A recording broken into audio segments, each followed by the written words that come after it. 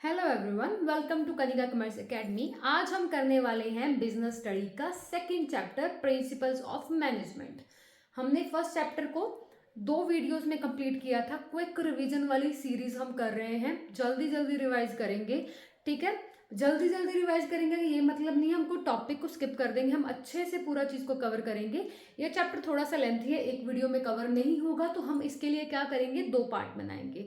आधा चैप्टर एक पार्ट में, आधा चैप्टर दूसरे पार्ट में करेंगे। ठीक है, उससे पहले वीडियो अच्छी लगी हो चैनल को सब्सक्राइब करिएगा, सपोर्ट करिएगा, लाइक करिएगा, शेयर करिएगा। चलिए जल्दी से स्टार्ट करते हैं। आज का हमारा चैप्टर का नाम है principles of management. Business study का चैप्टर नंबर 2 है। प्रिंसिपल्स क्या होते हैं?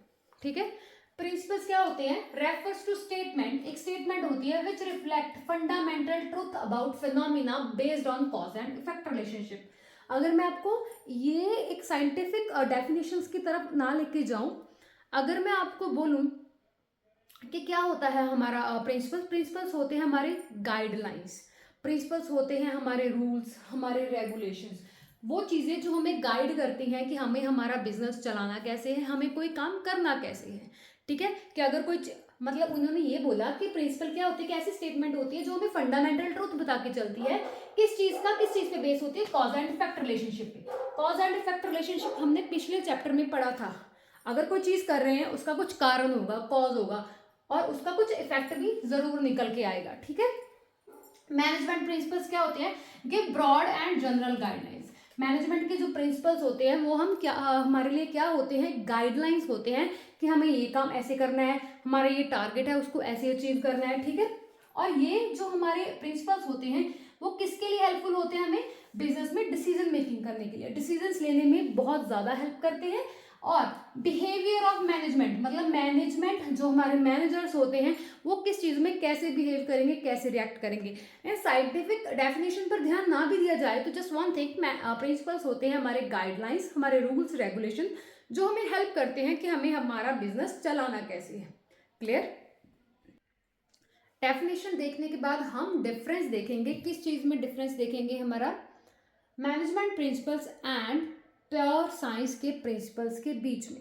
ठीक है, तो मैनेजमेंट के जो प्रिंसिपल्स होते हैं वो बहुत ही फ्लेक्सिबल होते हैं। फ्लेक्सिबल मतलब उसको हम इजीली चेंज कर सकते हैं। और जो हमारे साइंटिफिक प्रिंसिपल्स होते हैं, प्योर साइंस के प्रिंसिपल्स होते हैं, वो रिजिड होते हैं, हम उसको चेंज नहीं कर सकते। लॉ ऑफ ग्रेविटी जैसे है वैसे ही रहेगा, लॉ ऑफ मोशन जैसे है वैसे ही चलेगा, उसमें हम अपने अकॉर्डिंग चेंज नहीं कर सकते।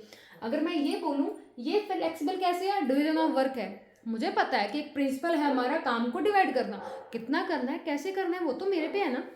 सेकंड आ जाता है management principles are applied with creativity. हमें मैनेजमेंट के प्रिंसिपल दिए हुए हैं, वो फ्लेक्सिबल हैं, चेंज कर सकते हैं, वो हमारे ऊपर है, वो एक मैनेजर के ऊपर है कि उसने वो कैसे लगाने हैं, कैसे किसी से काम करवाना है, कैसे गोल को अचीव करना है। तो उसमें क्या छुपा हुआ होता है? हमारी क्रिएटिविटी छुपी हुई होती है। सेकंड आ जाता है हमारा प्योर साइंस का principle, scientific principle applied in absolute और स्टैटिक मैनर। जब वो हमारे साइंटिफिक प्रिंसिपल रिजिड है, चेंज नहीं कर सकते, इट मीन्स उसको हम कोई भी क्रिएटिविटी शो नहीं कर सकते, जैसे हैं वैसे अप्लाई किए जाएंगे वो। थर्ड आ जाता है management principle have to keep pace with change in time. जैसे जैसे टाइम चेंज होगा, जैसे जैसे हमारे बिजनेस का इन्वायरमेंट चेंज होगा, जैसे जैसे टेक्नोलॉजी चेंज होगी, मैनेजमेंट प्रिंसिपल चेंज होंगे, बट इनको साइंटिफिक वालों को हम चेंज नहीं कर सकते हैं। ठीक है, अब हम देखेंगे features of management. Features of management में हमारा पहला पॉइंट क्या आ जाता है? Basic and general guidelines. ये तो हम डेफिनेशन में क्लियर कर चुके हैं कि जो हमारे मैनेजमेंट के प्रिंसिपल्स होते हैं वो क्या होते हैं? हमारे बेसिक और जनरल गाइडलाइंस होते हैं, रूल्स एंड रेगुलेशंस होते हैं, जो हमें हेल्प करते हैं कि हमें अपना बिजनेस स्मूथली रन कैसे करना है, हमें अपने टास्क अचीव कैसे करने हैं। सेकेंड आ जाता है हेल्प इन मैनेजमेंट। ये जो हमारे प्रिंसिपल ऑफ मैनेजमेंट है ये क्या करते हैं? मैनेजमेंट की हेल्प करते हैं। मैनेजमेंट की हेल्प किस में करते हैं? प्लानिंग में करते हैं, कंट्रोलिंग में करते हैं, डिसीजन मेकिंग में करते हैं, ऑर्गेनाइज कैसे करना है, ऑप्टिमम यूटिलाइजेशन ऑफ रिसोर्सेज कैसे करनी है, कम से कम वेस्टेज कैसे करनी है, हर एक चीज़ में ये प्रिंसिपल ऑफ मैनेजमेंट क्या करते हैं? हेल्प करते हैं। थर्ड पॉइंट आ जाता है फ्लेक्सिबल। ये अभी हमने डिस्कस किया है डिफरेंस में कि जो मैनेजमेंट के प्रिंसिपल होते हैं वो क्या होते हैं? फ्लेक्सिबल होते हैं। फ्लेक्सिबल मतलब हम इसको इजीली चेंज कर सकते हैं, होते हुए टाइम के साथ चेंज कर सकते हैं, होते हुए इन्वायरमेंट के साथ चेंज कर सकते हैं, पॉलिसीज चेंज होती हैं, टेक्नोलॉजी चेंज होती है, सब चीज़ों के साथ टाइम के साथ बेसिकली हम क्या कर सकते हैं, मैनेजमेंट प्रिंसिपल को अपनी कन्वीनियंस के अकॉर्डिंग चेंज कर सकते हैं। फोर्थ आ जाता है यूनिवर्सल एप्लीकेबल। ठीक है, ये जो हमारे प्रिंसिपल होते हैं वो हर जगह इजीली एप्लीकेबल होते हैं। ऐसा नहीं है कि मैं इंडिया में अप्लाई कर रही हूँ तो अमेरिका में नहीं होगा।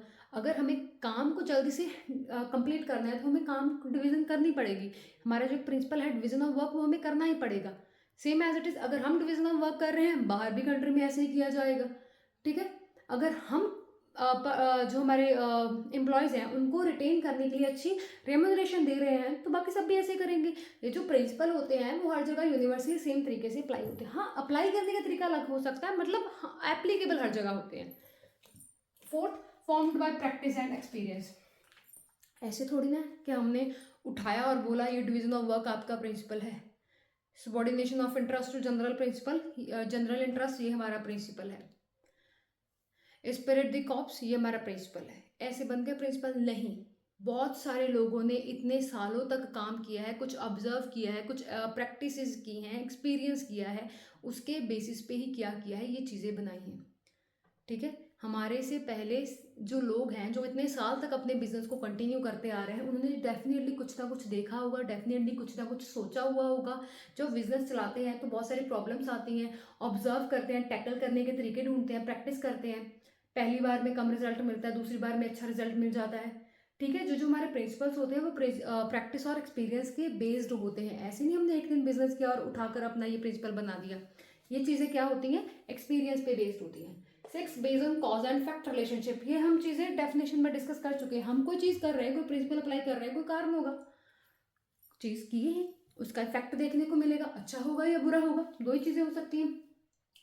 Improvisation required. अब ऐसा तो नहीं है 7 साल पहले एक प्रिंसिपल बना दिया वो वैसे ही चला आ रहा है, टाइम चेंज हो रहा है, उसमें इम्प्रूवमेंट की ज़रूरत पड़ती ही पड़ती है। ठीक है, अपने अकॉर्डिंग हम उसमें क्या कर सकते हैं, इम्प्रूवमेंट्स कर सकते हैं। तो ये होगी आपकी फीचर्स। फीचर्स के बाद हम देखेंगे हमारे इंपॉर्टेंस में सबसे पहला आ जाता है प्रोवाइड डायरेक्शन। जो मैनेजमेंट के प्रिंसिपल्स होते हैं वो क्या करते हैं, हमें डायरेक्शंस प्रोवाइड करा के चलते हैं। ये चीज़ हम पहले भी डिस्कस कर चुके हैं कि मैनेजमेंट के प्रिंसिपल क्या करते हैं, हमें डायरेक्शंस प्रोवाइड कराते हैं, हमें रूल्स रेगुलेशंस देते हैं, हमें गाइड करते हैं, हमें हेल्प करते हैं डिसीजंस लेने में, तो ऑब्वियसली हमें डायरेक्ट भी करते हैं। सेकंड, इनसे हमारा एडमिनिस्ट्रेशन अच्छा होता है। एडमिनिस्ट्रेशन कैसे अच्छा होगा, हर चीज़ें हमारे कंट्रोल में रहेंगी, हमें पता होगा ये चीज़ यहाँ पे होगी, ये इंसान यहाँ पे काम करेगा, डिसिप्लिन में रहेगा सारी चीज़ें। थर्ड पॉइंट आ जाता है optimum utilization of resources. Management हमें हेल्प करता है कि हम अच्छे से प्लान करें। अच्छे से क्या प्लान करें कि हमने हमारे रिसोर्सेज, पहले ही हमारे पास रिसोर्सेज क्या है, बहुत ज़्यादा कम है, उन स्कार्स रिसोर्सेज को कैसे यूज़ करना है, कैसे अच्छे से यूटिलाइज करना है, ताकि हमें क्या मिले, ज़्यादा से ज़्यादा प्रोडक्शन मिले, कम से कम हमारी क्या आ जाए, कॉस्ट आ जाए। Scientific decision, cause and effect relationship है, साइंटिफिक पे बेस्ड है, ये चीज़ तो क्लियर है। फिफ्थ आ जाता है फुलफिलिंग सोशल रिस्पॉन्सिबिलिटी। अगर हम हमारे बिजनेस का गोल फुलफिल कर रहे हैं तो दैट डजंट मीन दैट कि हम सोसाइटी के लिए कुछ नहीं कर रहे हैं। हम जो हमारे पास काम करते हैं इंडिविजुअल्स, हम उन पे भी ध्यान दे रहे हैं, हम सोसाइटी को अच्छी क्वालिटी गुड्स दे रहे हैं, कम प्राइजेस पे दे रहे हैं, इन्वायरमेंट गंदा ना हो उस चीज़ का भी फोकस कर रहे हैं। लास्ट, मैनेजमेंट की ट्रेनिंग और डेवलपमेंट। हम मैनेजमेंट को क्या करते हैं, जो मैनेजमेंट के अंदर क्या होता है, पर्सन्स होते हैं, काम करते हैं, उनके ट्रेनिंग के ऊपर ध्यान देते हैं, उनको चीज़ें सिखाते हैं, इम्प्रोवाइजेशन करते हैं, इम्प्रूव करते जाते हैं, उनको गाइड करते हैं, ये चीज़ ऐसे करनी है, ऐसे करनी है, ऐसे करनी है, रूल्स बता दिए, डायरेक्शंस बता दी, गाइडलाइंस बता दी। तो ये सारी चीज़ क्या ट्रेनिंग है, ट्रेनिंग मिल रही है तो वो क्या होंगे, डेवलप भी करेंगे। क्लियर। तो नेक्स्ट हम करने वाले हैं फ्योल के 14 प्रिंसिपल्स ऑफ मैनेजमेंट। ठीक है, फ्योल का बर्थ कब हुआ था, 1841 में फ्रांस में हुआ था। जो हमारे हेनरी फ्योल है, इनका फ्योल का पूरा नाम है हेनरी फ्योल। इसको क्या बोला जाता है, इनको फादर ऑफ मैनेजमेंट भी बोला जाता है, जिन्होंने हमें क्या दिए थे, 14 प्रिंसिपल्स दिए थे जो हर एक ऑर्गेनाइजेशन में अप्लाई हो जाते हैं, जो हमारे बिजनेस को ईजिली आगे बढ़ाने में मदद करते हैं। पहला प्रिंसिपल आ जाता है हमारा division of work. Division of work क्या होता है, हमें पता है काम ज़्यादा है, एक पर्सन अकेला कर नहीं सकता, एक करेगा टाइम वेस्ट होगा, टाइम पे काम कंप्लीट नहीं होगा, अच्छे रिजल्ट नहीं मिलेंगे, तो इसलिए हम क्या करते हैं, काम बांट देते हैं। ठीक है। डिवीजन ऑफ वर्क मतलब काम बांट दिया, प्रोडक्शन तू संभाल, सेल तू संभाल, ठीक है, मार्केटिंग का तू हैंडल कर, फाइनेंस का तू हैंडल कर। अब अगर किसी को पता होगा कि प्रोडक्शन तूने करनी है तो वो प्रोडक्शन में ही ध्यान देगा। अगर आपने बता दिया कि आपको प्रोडक्शन करनी है और आपको सेल भी करनी है, फाइनेंस भी करनी है, एक पर्सन को इतनी नॉलेज थोड़ी ना होती है, तो हम काम बांट देते हैं, काम बांट देते हैं, काम जल्दी हो जाता है, काम आसान हो जाता है, वर्कलोड क्या हो जाता है, कम हो जाता है, ठीक है। वर्कलोड क्या हो जाएगा, कम हो जाएगा। और एक पर्सन जिसको एक ही तरह का काम दिया जाएगा वो उस फील्ड में क्या हो जाएगा, एक्सपर्ट भी हो जाएगा। सॉरी। सेकंड आ जाता है principle of authority and responsibility. भी अथॉरिटी एंड रिस्पॉन्सिबिलिटी को साइड बाय साइड, ठीक है। अथॉरिटी का कौन देगा, अथॉरिटी क्या होती है, पावर। अथॉरिटी कौन देता है, टॉप लेवल देता है, ठीक है। अभी भी टॉप लेवल ने पॉलिसीज बना दी, प्लान्स बना दे, उसको इम्प्लीमेंट कौन करेगा, मिडिल लेवल करेगा, लोअर लेवल करेगा, उसके लिए उसको क्या चाहिए, अथॉरिटी चाहिए, ठीक है। अभी रिस्पॉन्सिबिलिटी क्या है, जिम्मेवारी है। अगर आपको कोई अथॉरिटी दे दे कि आपने ये काम करना है बट आपको जिम्मेवारी नहीं दी जा रही है, तो क्या होगा, कोई काम नहीं हो सकता। फॉर एग्जाम्पल, अगर आपको आपका जो मैनेजर है या आपका फोरमैन है या आपका सुपीरियर है, वो आपको बोले कि आपके पास ये 100 रुपीज़ हैं, 100 रुपीज़ में आप एक अच्छा रॉ मटेरियल ढूंढ के लेके आओ। मैं वैसे एक वैल्यू ले रही हूँ, 100 रुपीज़ में एक अच्छा रॉ मटेरियल ढूंढ के लेके आओ, ठीक है। अभी आपकी रिस्पॉन्सिबिलिटी बनती है, अगर आप चाहो तो आप, उसने आपको पावर दे दी, पैसे दे दिए, अभी आपकी रिस्पॉन्सिबिलिटी है कि वो चीज़ आप लेके आओ, ठीक है। अभी अगर वो आप चीज़ 80 में ले आए, ठीक है, ठीक है जी। ये जो अथॉरिटी एंड रिस्पॉन्सिबिलिटी होता है वो साइड बाय साइड होता है। अगर आपके पास अथॉरिटी है बट रिस्पॉन्सिबिलिटी नहीं है तो भी काम नहीं होगा। आपके पास रिस्पॉन्सिबिलिटी, आप काम कर भी रहे हो बट आपको कोई पावर ही देने की राजी नहीं है तो भी काम नहीं होगा। अथॉरिटी और रिस्पॉन्सिबिलिटी किसी भी काम को अच्छे से परफॉर्म करने के लिए दोनों चीज़ें क्या होती है, रिक्वायर्ड होती हैं, ठीक है। अगर आप अच्छे से जिम्मेवारी से आप अपना काम पूरा कर सकते हो बट ऊपर वाला आपको भी अथॉरिटी नहीं दे रहा तो भी नहीं होगा। ऐसा भी नहीं हो सकता अथॉरिटी ज़्यादा दे रहे हैं, रिस्पॉन्सिबिलिटी कम दे रहे हैं, ठीक है। अथॉरिटी दे दी, ये कर लो, आपके ऊपर रिस्पॉन्सिबिलिटी बहुत कम है, तब भी काम नहीं होगा। या फिर आपके ऊपर रिस्पॉन्सिबिलिटी बहुत ज़्यादा डाल दी कि नहीं हमको ये 100 यूनिट 2 दिन में कंप्लीट करके दो, ठीक है, पर पावर दी नहीं, पावर नहीं है तो आप किसी से काम भी कैसे करवाओगे। अथॉरिटी एंड रिस्पॉन्सिबिलिटी इक्वल ही होना चाहिए। थर्ड आ जाता है प्रिंसिपल ऑफ डिसिप्लिन। भी डिसिप्लिन के बिना कुछ चलता है, आपकी जिंदगी चलती है। एक स्कूल के एग्जाम्पल ले ले, डिसिप्लिन नहीं होगा कुछ होगा। प्रिंसिपल का कहना टीचर नहीं मानेंगे, स्टूडेंट टीचर्स का कहना नहीं मानेंगे, एक दूसरे का कहना नहीं मानेंगे, डिसिप्लिन में काम नहीं करेंगे, रूल्स रेगुलेशन को फॉलो नहीं करेंगे, तब भी काम नहीं होगा। सेम चीज़ हमारे बिजनेस ऑर्गेनाइजेशन में, डिसिप्लिन नहीं होगा तो कुछ भी नहीं होगा। फोर्थ आ जाता है unity of command. Unity of command मतलब एक पर्सन एक ही को कमांड दे सकता है, मतलब एक सबॉर्डिनेट का एक ही सुपरवाइजर होगा। अभी मैं बोलूँ मैं एक सबॉर्डिनेट हूँ, मेरे को ये बोल रहा है ये काम कर दे, मेरे को ये बोल रहा है ये काम कर दे, परचेज डिपार्टमेंट वाला बोला अपना काम दे रहा है, सेल डिपार्टमेंट वाला अपना काम दे रहा है, मैं कंफ्यूज हो जाऊंगी, कोई भी काम अच्छे से नहीं कर पाऊंगी। इसलिए principle of unity of command sorry क्या बोलता है, एक सुपीरियर के नीचे एक सबॉर्डिनेट होना चाहिए, मतलब मेरा एक ही बॉस होना चाहिए, वो ही मेरे को कमांड देगा तभी मैं काम करूंगी, अदरवाइज मैं कुछ भी काम नहीं करूंगी। फिफ्थ आ जाता है यूनिटी ऑफ डायरेक्शन। हमारी जो डायरेक्शन है उसमें भी यूनिटी होनी चाहिए। भाई मान ले मेरा गोल कुछ हो रहा है, बिजनेस का गोल कुछ हो रहा है, हो जाएगा जी, बिल्कुल भी नहीं होगा। मैं किसी और गोल को अचीव करने के लिए लगी हुई है, वो डिपार्टमेंट किसी और गोल को अचीव करने के लिए लगा हुआ है, कुछ भी नहीं होना चाहिए। हमारे गोल की तरफ हम सबकी डायरेक्शन क्या होनी चाहिए, सेम होनी चाहिए। उसके बाद subordination of individual interest to general interest. हमें क्या करना है, इंडिविजुअल इंटरेस्ट को भी जनरल इंटरेस्ट बनाना है। फॉर एग्जाम्पल अभी देखो हमारे लिए मायने कौन सा रखता है बिजनेस के लिए, जनरल इंटरेस्ट, बट हम इंडिविजुअल इंटरेस्ट को भी इग्नोर नहीं कर सकते, क्योंकि जब तक इंडिविजुअल का इंटरेस्ट फुलफिल नहीं होगा तब तक हमारे जनरल का इंटरेस्ट भी, हमारे बिजनेस का, ऑर्गेनाइजेशन का गोल भी अचीव नहीं होगा। तो हम दोनों को एक साथ कैसे मिला सकते हैं। फॉर एग्जाम्पल हम अपने एम्प्लॉयज़ को बोल देते हैं अगर आप 2 घंटा एक्स्ट्रा काम करोगे ना तो आपको ये बोनस मिलेगा, ठीक है। अगर आप 1 घंटे में 100 यूनिट प्रोड्यूस करोगे तो आपको इतना बेनिफिट मिलेगा, इतना बोनस मिलेगा। उनका काम हो गया, उनको लालच दे दिया कि आप ऐसा काम करोगे, फायदा किसका है, एट द एंड मेरा ही फायदा है। इंडिविजुअल का भी फायदा है बट इंडिविजुअल के फायदे में एट द एंड मैंने किसका ढूंढा, जनरल का फायदा ढूंढा, ठीक है। उसके बाद आता है प्रिंसिपल ऑफ रेम्यूनरेशन। रेम्यूनरेशन क्या है, सैलरी है जो आप पेमेंट करते हो किसी काम के बदले, इसके बिना यही क्या होती है, आपके मेन मोटिवेशन का काम होती है। ये चीज़ अगर आप अच्छी प्रोवाइड नहीं कर रहे हैं ना, आपका जो एम्प्लॉय है आपकी कंपनी में टिकेगा भी नहीं। तो एक रेम्यूनरेशन ये है जो क्या कर सकती है, उनको रोक सकती है, उनको रिटेन करके रख सकती है। एम्प्लॉय अच्छा काम कर सकता है, उसके पास अच्छा एक्सपीरियंस है, क्वालिफिकेशन है, स्किल है, रेम्यूनरेशन नहीं दे रहे हो, वो रुकेगा नहीं। तो रेम्यूनरेशन बहुत ही अच्छा खासा क्या करती है, रोल प्ले करके चलती है। ओके, एट्थ वाला प्रिंसिपल आ जाता है हमारा centralisation and decentralisation. Principle of centralisation मतलब power in few hands, decentralisation मतलब हमने पावर बटी हुई है। प्रिंसिपल ऑफ सेंट्रलाइजेशन क्या बोलता है, पावर कुछ हाथों में है, कुछ हाथों में फॉर एग्जांपल आपके जो टॉप लेवल के लोग हैं उन लोगों के हाथ में है, वो ही क्या करेंगे, उनके पास अथॉरिटी है, पावर है प्लान करने की, ये सारी चीज़ों की।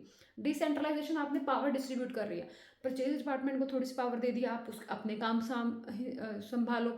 सेल डिपार्टमेंट को थोड़ी सी पावर दे दी है, फिनांस वाले को पावर दे दी है, हमने पावर को थोड़ा सा डिस्ट्रीब्यूट कर दिया। इससे क्या होगा, हमारा वर्कलोड भी क्या हो जाएगा, कम हो जाएगा। ये चीज़ें आप ऐसा नहीं कर सकते कि आप बिजनेस में सिर्फ और सिर्फ सेंट्रलाइजेशन कर दें या सिर्फ डिसेंट्रलाइजेशन कर दें। इन दोनों का क्या करना पड़ता है, कॉम्बिनेशन लेके चलना पड़ता है। Principle of scalar chain, scalar chain मतलब अगर हमने फॉर एग्जांपल देखिए, स्केलर चेन मतलब ये है एक चीज, ठीक है। अभी यहाँ पर क्या है, आपका टॉप लेवल है, ये क्या है आपका मिडिल लेवल है, ये आपका लोअर लेवल है, ये आपके वर्कर्स हैं, एम्प्लॉयज हैं, ठीक है। ये लोअर हो गया, ये मिडिल हो गया, ये टॉप लेवल हो गया। क्लियर। अभी ये है कि अगर वर्कर को कुछ टॉप लेवल तक बात पहुंचानी है तो वर्कर अपने आप नहीं जा सकता, वर्कर को सबसे पहले लोअर लेवल में मतलब अपने जो सुपीरियर है, फोरमैन, उसको बतानी पड़ेगी। फिर ये लोअर लेवल किसको बताएगा, मिडिल को बताएगा, फिर मिडिल वाला किसको बताएगा, टॉप को बताएगा। आप डायरेक्टली उनसे कांटेक्ट में नहीं आ सकते, या फिर टॉप वाले को भी अगर लोअर तक कोई बात पहुंचानी है, टॉप वाला लोअर से सीधा कांटेक्ट से नहीं आएगा, चाहे वो बात ऊपर से नीचे तक जानी हो या फिर नीचे से ऊपर तक आनी हो, ठीक है। हमें ये एक चेन है, इस चीज को फॉलो करना ही पड़ेगा, ठीक है। बट फॉर एग्जाम्पल यहाँ पर भी टॉप है, यहाँ पर मिडल है, फिर लोअर है, फिर वर्कर्स। अब भी मान लीजिए कुछ ये तो हो गया कि हमें फॉर एग्जाम्पल इस वाले को यहाँ तक कुछ बात करनी है, वो पहले यहाँ तक करेगा, यहाँ तक करेगा, यहाँ तक करेगा, फिर ये वाला आगे आगे ट्रांसफर करेगा। इस चीज़ में क्या होता है, ये स्केलर चेन है, मतलब इस चीज़ को फॉलो करें।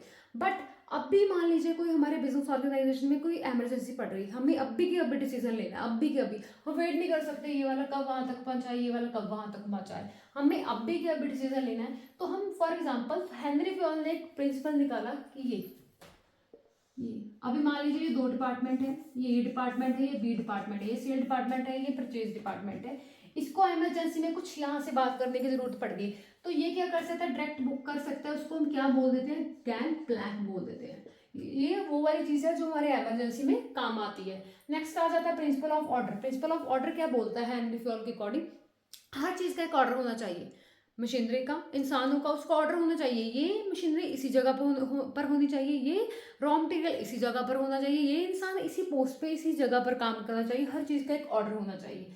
प्रिंसिपल ऑफ इक्विटी, हर एक को इक्वल ट्रीट करें, चाहे वो टॉप पे है, लोअर पे है, किसी भी लेवल पे, उसको इक्वल ट्रीट करें।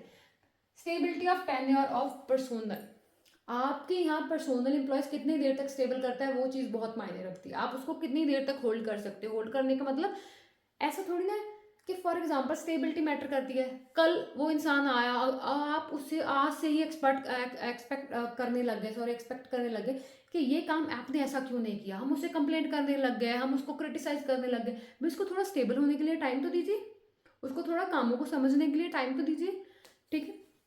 स्टेबिलिटी मैटर करती है। प्रिंसिपल ऑफ इनिशिएटिव, अभी भी ये देखो, अगर सिर्फ टॉप लेवल करेगा, बाकी बेवकूफ़ों की तरह फॉलो करेंगे नहीं। कभी कभी हमारे एम्प्लॉयज़ होते हैं, लोअर लेवल वाले होते हैं, वो क्या होते हैं, ज़्यादा इनिशिएटिव होते हैं, वो ज़्यादा क्रिएटिव माइंड के होते हैं, तो उनसे इनिशिएटिव लेना चाहिए, उनके ओपिनियन पूछने चाहिए कि ये है प्रॉब्लम, तो इसमें क्या हो सकता है। तो इनिशिएटिव ऐसे क्या होता है, सभी लोग पार्टिसिपेट करेंगे, मोटिवेट रहेंगे, काम अच्छे से होगा, ठीक है। उनको भी लगेगा भी हमसे पूछा जा रहा है, वो भी अच्छे से काम करेंगे एम्प्लॉयज़ वाले। तो लास्ट आ जाता है स्पिरिट रिकॉर्ड्स। मैनेजमेंट का काम क्या है कि वो अपने एम्प्लॉयज़ को मोटिवेट करके चले, इनकरेज करके चले, ठीक है। जब तक हमारे एम्प्लॉयज़ मोटिवेट नहीं होंगे, इनकरेज नहीं होंगे, उनका जो कॉन्फिडेंस है वो अपने अंडर नहीं लिया जाता, तब तक हम सर्वाइव नहीं कर सकते हैं। क्लियर, तब तक हम सर्वाइव नहीं कर सकते हैं, तब तक हम सर्वाइव नहीं कर सकते हैं। तो ये हो गया आपका पहला चैप्टर। ये चीज़ क्या हो चुकी है, आपकी कंप्लीट हो चुकी है, आधा चैप्टर कंप्लीट हो चुका है, बाकी आधा वाला हम आगे वाले चैप्टर में करेंगे। Thank you so much.